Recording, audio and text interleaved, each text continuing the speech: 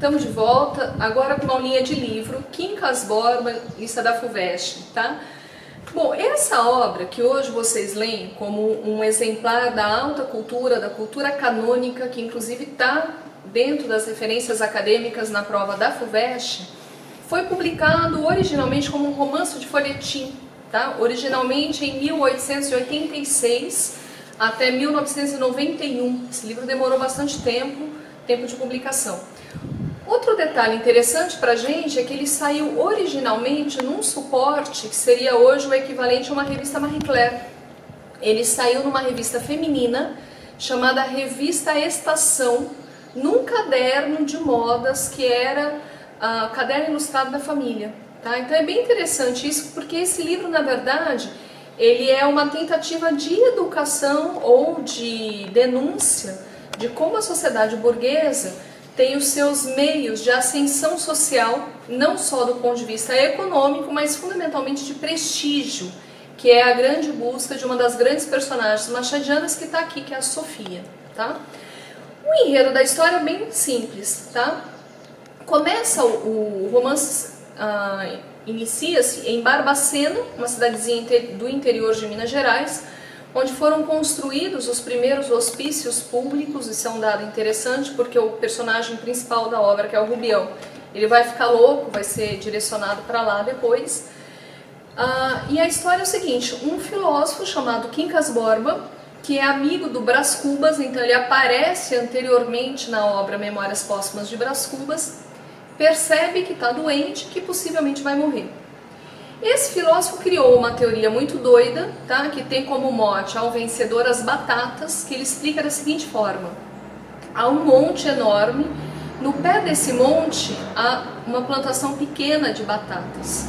São poucas batatas e há duas tribos que vão disputar essas batatas, uma tribo A e uma tribo B. Se as tribos dividirem as batatas, ninguém consegue chegar ao cume da montanha, onde há fartura de batata, de alimentos, de riqueza, do jeito que vocês quiserem interpretar isso. Então, o princípio que rege toda a humanidade, que é o princípio humanitas, consiste em ou a tribo A matar a B, ou a tribo B exterminar com a tribo A, e é o vencedor as batatas. Quem conseguir vencer essa guerra fica com o prêmio, que é a fartura, o dinheiro, o prestígio, a abundância. Esse é o mote do livro, ok? Bom, esse filósofo louco está tentando ensinar essa filosofia para um professor chamado Rubião, que é burro igual uma porta, não consegue aprender de jeito nenhum. Isso é um dado interessante da obra, porque ele é todo feito por antíteses.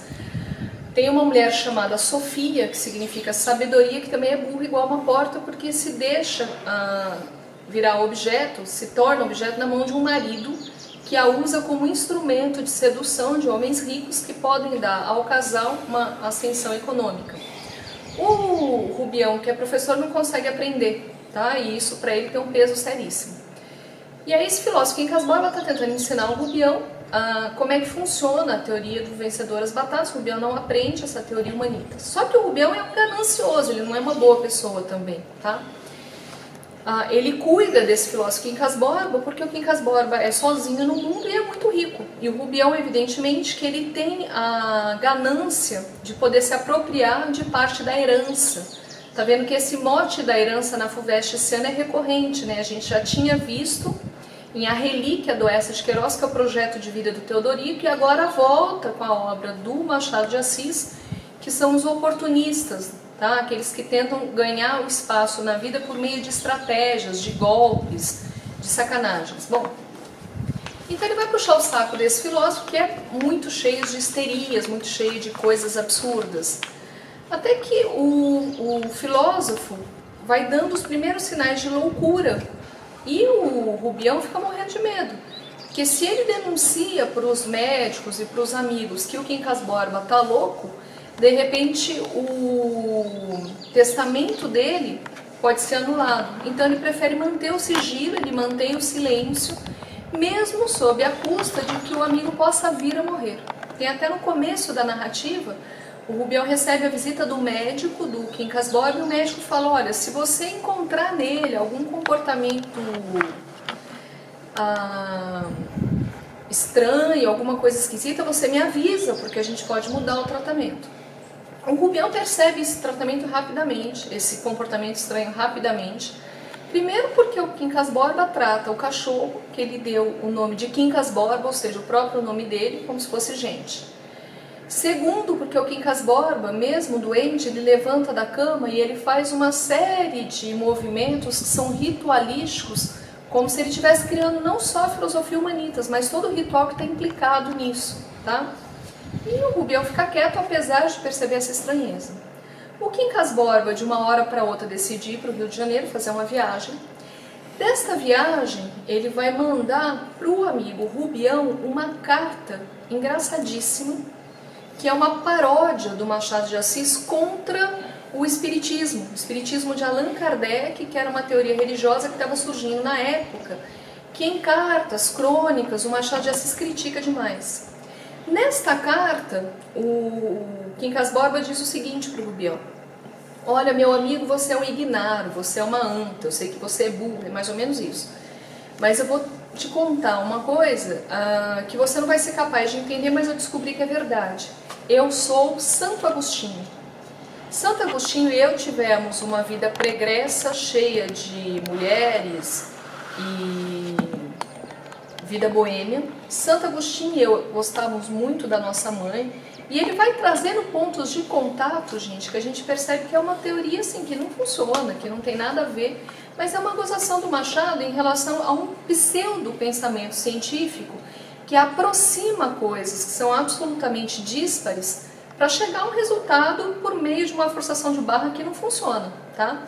Este livro, este romance Quincas Borba, ele é repleto de textos paródicos. O Machado faz paródia do espiritismo do Allan Kardec, o Machado faz paródia do positivismo do Comte, do evolucionismo de Darwin. É como se ele pegasse todas as teorias das correntes filosóficas do século XIX e fosse desconstruindo, fosse derretendo essas correntes uma a uma, tá? Na sequência, quando o Rubião recebe essa carta, ele tem certeza absoluta que Quincas Borba está louco. Neste momento que ele está lendo a carta, ele recebe a visita do médico. E o médico fala: ah, você recebeu uma carta do doente, posso ver? Ele é meu paciente, é do meu interesse. E o Rubião fala: não, não pode não, essa carta tem coisas muito privadas. Ou seja, ele esconde do médico o estado de saúde do paciente porque ele tem medo de perder a herança. Então esse é um grande dado do caráter do Rubião, que é um desonesto.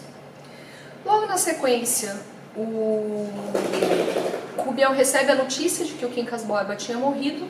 A primeira atitude dele, gente, imediata, é doar o cachorro Quincas Borba, que era a grande paixão do filósofo que morreu, e que o Rubião recebeu sob a recomendação de cuidar desse cachorro como se fosse um filho dele, e que o Rubião dizia para todo mundo que adorava o cachorro. Ele dá para uma comadre chamada Angélica. Quando há a abertura do testamento, o espanto do Rubião. Quincas Borba não deixou só uma pequena herança para ele, como ele imaginava, 5, 10 contos de réis. Deixou tudo, uma verdadeira fortuna, em torno de 300 contos de réis. Várias casas, vários escravos, apólices de bolsa de valores, com uma única condição: cuidar do cachorro Quincas Borba. Ele imediatamente sai correndo, vai até a casa da comadre Angélica e resgata esse cachorro. A comadre Angélica acha estranho. O Rubião tinha doado o cachorro justamente porque a cidade de Barbacena inteira estava ironizando o fato de que ele, que era antes professor aí, para que deu um simples cuidador de cachorro. Quando ele descobre que ele virou babá de cão, ele percebe que aquilo para ele é um desprestígio, e aí ele se sente humilhado e ele se desfaz do cão. Quando o cão representa para ele a obtenção da herança, ele rapidamente busca esse cão, fala que é o grande amigo dele, que ele não poderia abrir mão do cão, ele faz um outro discurso. E aí a gente vai entrando num jogo de aparência e essência que é própria da literatura machadiana. Bom, Rubião, de posse da herança, ele resolve que ele pode morar ou em Barbacena ou no Rio de Janeiro, onde era a corte. E aí é óbvio que a corte é melhor, porque lá ele pode brilhar mais, lá ele pode exercer a vaidade dele de maneira mais acentuada. Aí ele resolve pegar um trem que vai levá-lo da estação de Vassouras até o Rio de Janeiro. Neste trem ele encontra um casal que é fundamental para a história, que é o casal Cristiano Palha e Sofia Palha. O Cristiano é extremamente habilidoso. Ele é um jovem ambicioso que quebrou aos 28 anos de idade e ele tem como projeto de vida ficar rico de novo, é óbvio, tá? A mulher é belíssima ela também tem em torno de 28, 27 anos de idade. E o Rubião se apaixona pela Sofia imediatamente. Ele começa a perceber que ela tem uma beleza muito peculiar e que ela sublinhava tudo com os olhos. Ela não fala nada, é uma mulher calada. Enquanto ele está tentando se mostrar para a Sofia, falar que ele é um capitalista, que ele está de posse de uma grande herança, que talvez ele vá fazer uma grande viagem para a Europa, o Cristiano Palha percebe imediatamente que tem na sua frente um idiota, ou seja, o perdedor, aquele que vai morrer sem as batatas. Tá? E aí, quando eles chegam no Rio de Janeiro, o Cristiano imediatamente se aproxima do Rubião, ajuda o Rubião a encontrar uma casa para morar, a decorar o palacete de Botafogo, que foi uma das coisas que ele herdou do filósofo Quincas Borba, e manda uma série de recados, e convida para jantar, e vai assediando este Rubião. E aí a gente vai percebendo que o Rubião, na verdade, é um perdedor, ele é um tolo. Ele é assediado do... Ô, gente, desculpa, eu tô com um cachorrinho aqui que ele tá querendo a caminha dele que eu tirei para poder gravar. Tá? Vamos dar uma pausa, a gente volta no próximo... Não precisa. A produção falou que não precisa. O Rubião, ele vai sendo assediado, então essas cenas vão aparecer com frequência. Tem um personagem chamado Freitas, que vai à casa dele com uma certa frequência, muito mais do que é convidado, é isso que o narrador fala, para almoçar e jantar. E ele ainda na saída rouba charutos do Rubião. Ele rouba, por exemplo, se ele vai demorar 3 ou 4 dias para voltar, ele rouba o suficiente para esses dias. Então ele já vai lá dando golpes sistemáticos. Junto com esse Freitas vai um outro comensal, que é um jovem chamado Carlos Maria. Esse Carlos Maria, além de estar indo comer de graça, ele ainda faz caras e bocas, olha o Rubião de cima, ignora o Rubião. E o Rubião é tão retardado que ele fica tentando agradar esse Carlos Maria, que além de estar indo lá comer de graça, ainda vai e o esnoba. Além dessas duas personagens, há o Camacho, que é dono de um jornal chamado Atalaia. Esse Camacho consegue dilapidar uma boa fortuna do Rubião, sempre promovendo artigos muito positivos do Rubião pelos jornais. Tá? E evidentemente que há o casal Sofia e Cristiano Palha. A Sofia percebe que o Rubião está apaixonada por ela já em um dos encontros que eles têm no baile na casa da Sofia. O Rubião vai levá-la até a sacada da casa dela para os dois olharem a lua, que é uma coisa estranha se olhar a lua com um amigo do seu marido. Tá? E aí, olhando a lua, ele começa a confessar o seu amor a ela, que as estrelas são belas, mas os olhos dela são muito mais belos. E ele vai jogando, inclusive, com vários lugares comuns. A Sofia fica arrasada nessa cena, porque ela achava que tinha levado no colo um simples pombinho, é o que o narrador fala, e percebe que no fundo ela está com um gavião de gás extremamente afiados. Ela fala, quem que é esse idiota que resolveu se declarar? Agora eu vou ter que tomar uma atitude. Se eu fico em silêncio, ele vai achar que eu concordo com esse assédio, que eu gosto disso, que eu compactuo com isso. Para eu tomar uma atitude que seja de fato severa, eu vou ter que despedi-lo de casa. Eu não posso, porque a gente depende do dinheiro dele. Então a gente percebe que ela é manipuladora. Na sequência, os assédios do Rubião vão ficando cada vez mais sérios. Até que chega um determinado momento que ela chega para o marido e fala, olha, a gente vai ter que despedir o Rubião de casa. Era a expressão que se usava no século XIX para você se afastar de um amigo. O Cristiano Palha imediatamente fala, não, nós não podemos, eu devo muito dinheiro a ele, você vai ter que aguentar isso mais um pouco. Neste momento, a Sofia pega a raiva do marido, e aí, como projeto de vingança, ela passa a paquerar o Carlos Maria, que era aquele jovem pedante, extremamente snob, que frequentava a casa do Rubião e ainda roubava um charuto ou outro. O Rubião, durante um baile em que Sofia e Carlos Maria dançam muito, ele percebe, se sente extremamente ciumado e começa a colocar a sua paixão na parede. Até que uma cena que o Carlos Maria manda uma carta para a Sofia, porque a Sofia, à medida que o Cristiano Palha vai roubando o Rubião e eles vão ficando riquíssimos, a Sofia começa a empreender, a partir daí, um projeto de ascensão social, não só do ponto do prestígio, não só do ponto financeiro, mas também do ponto de vista do prestígio. Então ela fica amiga de uma mulher chamada Baronesa, é a Dona Fernanda. Essa Dona Fernanda era uma socialite carioca, que evidentemente era baronesa, que poderia abrir todas as portas para a Sofia da alta sociedade. E ela começa a ter práticas sociais que estão ligadas ao projeto de ascensão social, como, por exemplo, a filantropia. Então ela cria uma comissão para ajudar vítimas de um alagamento na cidade, em Alagoas, tá? No estado de Alagoas. O Carlos Maria, quando fica sabendo disso, ele manda uma carta para a Sofia oferecendo dinheiro para essa comissão de Alagoas. Aí um dos funcionários relapsos da Sofia deixa essa carta cair no patamar da porta. Quando o Rubião está chegando para visitar o casal, ele pega esta carta do Carlos Marinho endereçado para a Sofia e dá um chega para lá nela, fala, olha, eu vi vocês no baile e tal, vai tirar satisfação. A Sofia, no primeiro momento, ela se assusta, ela não sabe o que pode ter no conteúdo daquela carta, até que ela toma posse de si, como toda boa personagem machadiana, ela consegue enquadrar o Rubião. E aí a hora que ela abre a carta, ela mostra para ele o convite para fazer parte da Associação de Alagoas. A partir daí o Rubião começa a achar que a Sofia de fato é apaixonada por ele, porque ela se preocupa em limpar a reputação dela com ele, em cuidar da imagem dela com ele. Tá? Essa preocupação que a Sofia tem com a própria reputação, ela é muito recorrente na obra, gente. Numa das primeiras investidas do Rubião, quando ele estava contando para a Sofia que a lua estava belíssima num dos bailes, aparece um sujeito extremamente inoportuno chamado Major Siqueira. Esse Major Siqueira tem uma filha, que é a Tonica, com 39 anos, que precisa casar desesperadamente, porque era o projeto de todas as mulheres do século XIX, senão ela ficaria solteirona. E o Major Siqueira quer que a Tonica se case com o Rubião, porque o Rubião é um homem rico.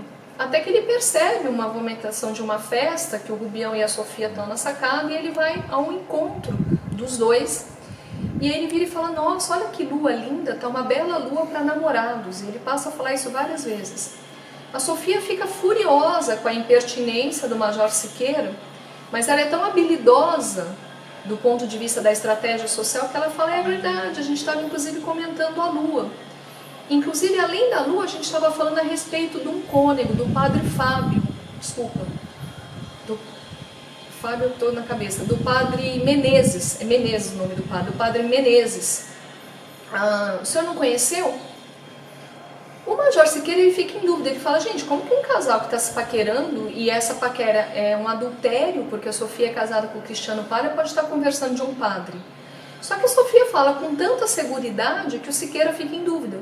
Ele só consegue entender que aquilo lá era um processo de dissimulação porque o Rubião fica muito desajeitado, gagueja, não sabe o que falar, e ele percebe que a Sofia está mentindo. E a Sofia sai com a maior naturalidade possível da cena, ela dá a volta para não entrar pela porta da sacada na casa, ela entra pela cozinha e da cozinha ela sai à sala fingindo que tinha dado ordens para servir o chá ou o café. Então ela é extremamente habilidosa, tá? Quando o Cristiano Palha responde para ela que não é possível demitir o Rubião da casa, ela fica com raiva, passa a paquerar o Carlos Maria, só que o Carlos Maria não quer ter nada com ela muito sério, porque ela é muito bonita.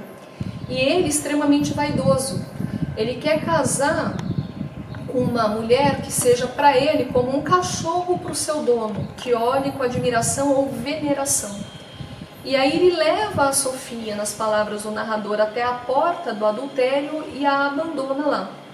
A Sofia fica muito brava, ela se sente meio despeitada com isso, mas já que deu errado, ela aproveita para casar o Carlos Maria com uma prima dela, que ela traz de uma fazenda, ela educa essa menina para tocar piano, fazer parte da alta sociedade, porque o Carlos Maria era amigo da baronesa, da dona Fernanda, e isso seria uma forma de aproximar as duas famílias, e a partir dessa aproximação, o projeto de ascensão social da Sofia ficaria perfeito. Então a gente percebe que o tempo todo a preocupação é quem vai ser o vencedor, quem vai ganhar as batatas, é a teoria do Humanitas.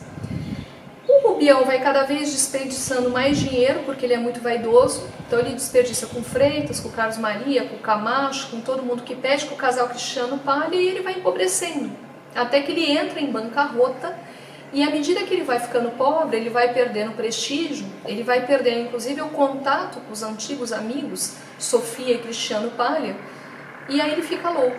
No processo de loucura, ele se imagina como Napoleão III, que vocês se lembram, era um imperador da França, de meados do século XIX, que era considerado um impostor.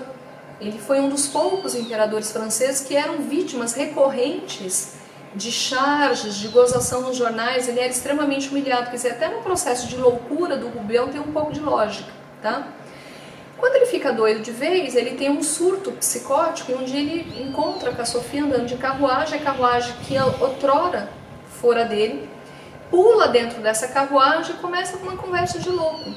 Que ele sabe do amor dos dois, ele sabe que o casamento dela a impede de consumar esse amor, mas ele, como imperador, tem a solução. Ele vai mandar o Cristiano como batedor de batalha. Batedor é o homem que vai na frente da batalha e morre primeiro. A Sofia fica aterrada, é a expressão que o narrador usa. Quando o cocheiro consegue parar, ela empurra o Rubião para fora, ela chega em casa e ela fala para o marido: dá um sumiço desse louco daqui, porque daqui a pouco ele vai manchar minha reputação e o nosso projeto de ascensão social vai por água abaixo. O Cristiano, de maneira benemérita, resolve internar o antigo amigo no hospício. O Rubião foge desse hospício, vai buscar o cachorro, que é a única pessoa que gostou dele a vida inteira, e vai de trem com esse cachorro até Barbacena. Em Barbacena, ele foge do hospício que o internaram novamente e acaba morrendo caído na escadaria de uma igreja, em que ele não tinha nem mais a antiga bacia e a antiga espada que ele tinha feito de jornal quando ele estava louco no Rio de Janeiro, que ele gritava ao vencedor as batatas. Não tem nem mais isso. O último capítulo do livro é terrível. O narrador diz que ele pega em nada e põe na cabeça, levanta nada, porque ele foi desapropriado até da reles bacia e do jornal que ele tinha, e grita ao vencedor as batatas. Galera, a tese do Machado nessa obra é bem explícita, tá? A tese é a seguinte, que a teoria darwiniana de evolução das espécies, se ela for aplicada para a sociedade, como foi, por exemplo, o evolucionismo social do Spengler, não funciona. Porque na sociedade capitalista, quem ganha mais espaço, mais prestígio e mais dinheiro, não é quem é mais hábil, mais inteligente, não é o melhor, é o mais canalha, é o mais mau caráter, é aquele que consegue dar golpe nos outros e ir subindo, como é o caso do casal Cristiano e Sofia Palha. Por outro lado, no processo de competição acirrada da sociedade que nós temos, os perdedores, que são o Major Siqueira, a Dona Toninha, a Dona Tonica, o próprio Rubião, são pessoas ingênuas que também não são boas, né? A Dona Toninha, quando percebe que o Rubião é apaixonado pela Sofia, ela chega no quarto dela depois de uma festa à noite e ela grita, ela quer rasgar um livro que ela estava lendo, ela fala: eu vou acabar com a reputação dessa mulher desavergonhada, mas não é por uma questão de ética, é inveja, um movimento que a mobiliza é o ódio. O Rubião, ele deu golpe no Quincas Borba, né? Ele se aproximou, tanto que no começo da obra ele pensa o seguinte: ele conheceu Quincas Borba porque Quincas Borba foi apaixonado pela Mana Piedade, irmã do Rubião. Eles iam se casar, o Rubião fez muita força para isso. A Piedade era uma velha viúva acanhada, não se casou com o Quincas Borba e ainda morreu. Quincas Borba pensa: ainda bem que ela morreu. Se os dois casassem, teriam filhos e eu não teria ficado rico. Então todas as personagens têm como índole a maldade, o egoísmo e a tentativa de exploração dos outros. As mais hábeis conseguem a ascensão social. As mais idiotas, as mais vaidosas, não. O Machado está denunciando uma estrutura social brasileira do século XIX, que era a estrutura do favor, do compadrismo. Num país que não há vagas de trabalho, as pessoas, para poderem ascender socialmente, elas devem se insinuar, serem simpáticas a pessoas de posse, como é aquilo que a Sofia faz em relação à baronesa Fernanda, tá? Então isso está em jogo também na obra. Espero que vocês tenham gostado da aula, boa leitura e até o nosso próximo encontro.